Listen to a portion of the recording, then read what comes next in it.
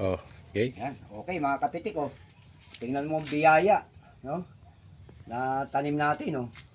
Yan, pupunta ka lang sa Ilang pitas na yan, kapitik? pang ano na to, pangatlo. Oh, tingnan mo. Dami na, oh. Ayan oh. Ang daming bunga, oh. Oh, Pitas na yan. oh, yan, oh. Mga okra. Kaganda ng bulas ng okra natin, oh. Ayan, Oh, Yan, sitaw, ang maganda oh. oh, hahaba, oh. Yan ang magandang itanim natin, kapitik, sa dry doon. season. Oo, dry season. Tatanim tayo nito. Mm. Ano to eh, testing lang eh. Oh, Nakita natin ganda. ang ganda. Kahit itong palayan mo, kapitik, ah. Ang ganda rin na rin, oh. Ayan na rin yung ating palay. Kaya lang, hindi pa natin napapataba. Okay lang yan, okay lang yan. Hintay-hintay lang na ano. Okay, may pangulam na naman mga kapitik ko. Yan, ganyan po ang buhay sa probinsya. Magtanim ka lang. Meron ka nang aanihin oh. Hindi mo na bibilin sa palengke to mga kapitik.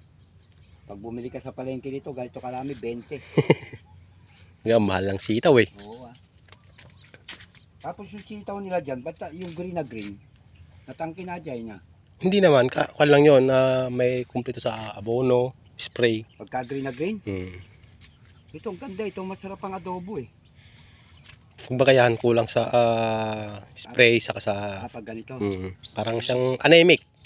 Ganun. Kaya ganito, no? Kulang sa nutrients. Pero okay lang kasi pang ulam lang. Kulang naman yan, eh. Pero pag yung doon, Ay, obligadong market natin yun. pang-market talaga yan. Oo. O kaya kahit yung ano, yung isang taas doon. Pwede. Ito kalahati. Dito sa may gawin dito nila kay Hill, Oo.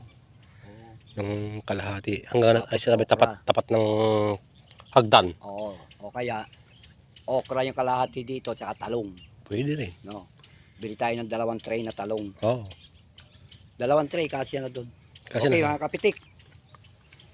Yan. Okay na naman ang biyaya.